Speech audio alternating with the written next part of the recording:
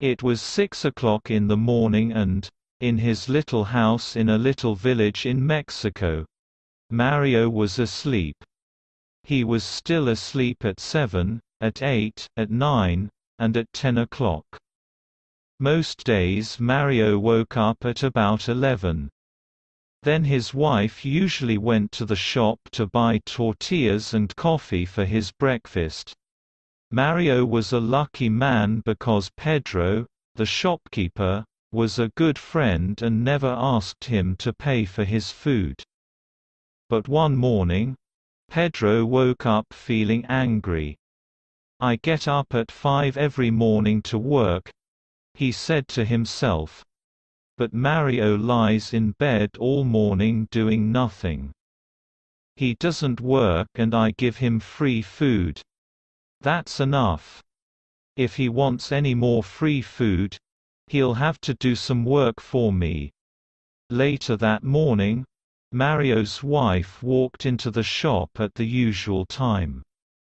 "Tell your husband that I can't give him any more free food," Pedro said. "I'm making an extra room on the side of my house. If he helps me carry some large rocks from the quarry, then you can have more food." "Oh no," said Mario, when he heard Pedro's words. "Those rocks are too heavy for me to move. How many times must I say, if God wants to give, He'll give. And when He gives, He'll push it in through the window. Please, no more talk of work. What about a nice cup of fresh coffee?"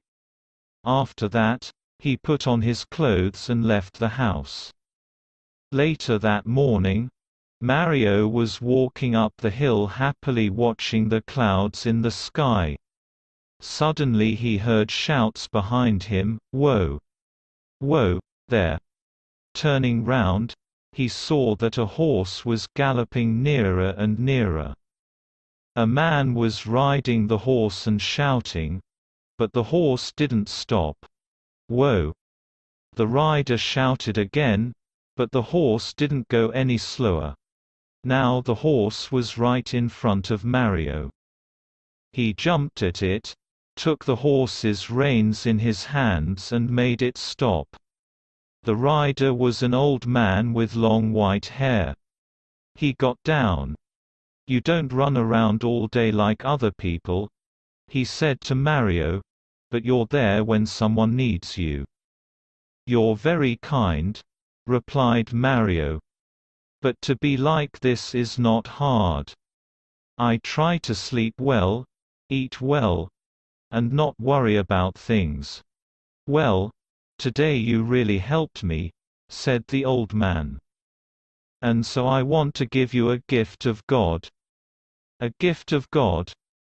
I don't understand," said Mario. "When God gives a gift to somebody," the old man explained, "only the person that God gives it to can keep it. Follow me." Mario followed him, and they went up the hill. There the old man stopped and showed him a large rock. "Under that rock," he said, "are some leaves. Under the leaves are some chests. In the chests you'll find the gift of God waiting for you." Mario went over to the rock, knelt by it, and took it in his hands. He moved it easily. Then he moved the leaves, and saw 6 chests made of wood. Slowly he opened one of the chests. Inside it there were hundreds of silver coins. He opened a second chest and a third. All 6 chests were full of silver coins. Mario turned to thank the old man, but strangely he wasn't there anymore. Mario picked up some of the coins and put them in his pocket. Then he closed all 6 chests, put leaves over them again, and put back the rock. Now, after all this work, he felt tired. He sat down under a tree, and went to sleep. When Mario woke up, he was hungry. He remembered something about a horse, an old man and some silver. Did it really happen or was it just a dream? He said to himself. But then he remembered something much more important: lunch. He started walking quickly down the hill to his house. Suddenly he heard a clinking noise. He put his hand in his pocket and found 6 silver coins there. That evening Mario's wife went back to the shop. She put the coins in Pedro's hand. "My husband sends you these. We need rice, a chicken, tortillas, tomatoes, and coffee." Pedro's mouth fell open when he saw the silver coins in his hand. How did Mario get so much money? He asked. "Come to our house tomorrow morning after 11," the wife said, "and he'll tell you." The next morning Pedro heard the story. He wasn't really sure if it was true. "But Mario," he cried, "why didn't you bring all those chests home with you?"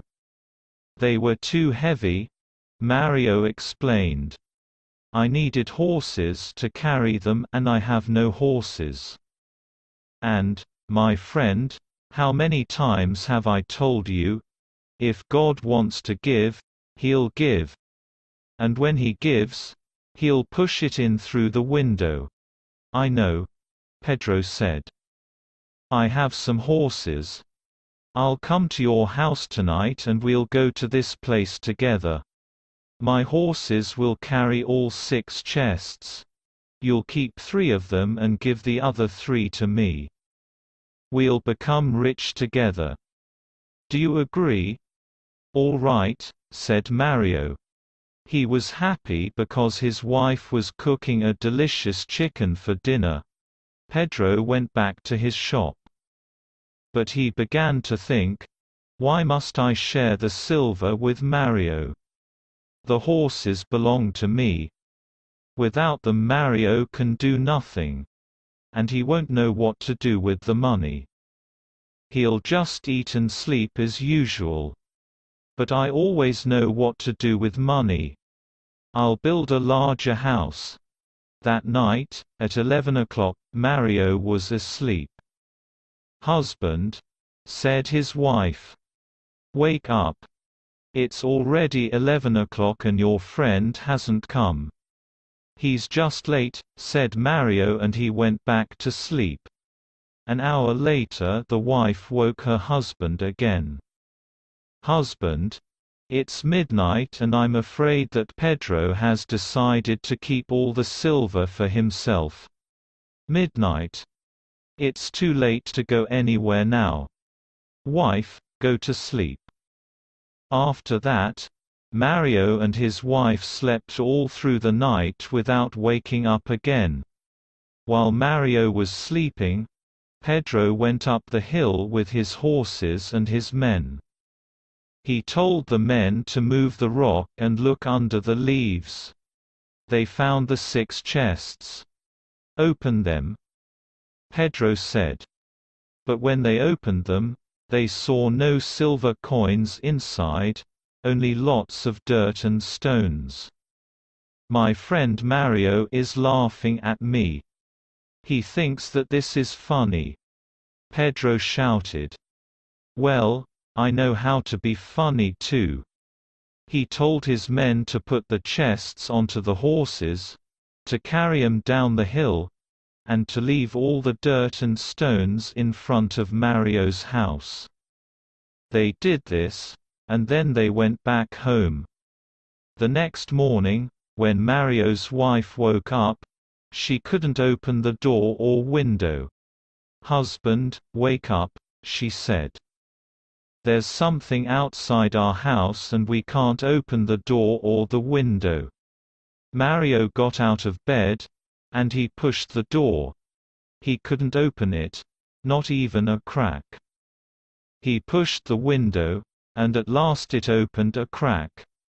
Lots of silver coins came through the crack and fell onto the floor. "Husband, The wife said, "Pedro did come last night." "Perhaps," replied Mario. "But all this work has made me hungry. What about a nice tortilla?" Later that morning, the shopkeeper's mouth fell open for the second time in 2 days. Mario's wife came into the shop and bought more food and new clothes for herself and Mario. She put 20 silver coins down in front of the shopkeeper. "What happened yesterday? We waited for you until midnight," she said. "I was worried when you didn't come. Then this morning it all came through the window. But surely you gave us more than half." "It wasn't me," Pedro said quickly. "Of course it was. Who else would leave all those silver coins outside our house?" There was silence. Then Pedro said quietly, "Your husband always says that if God wants to give, he'll give.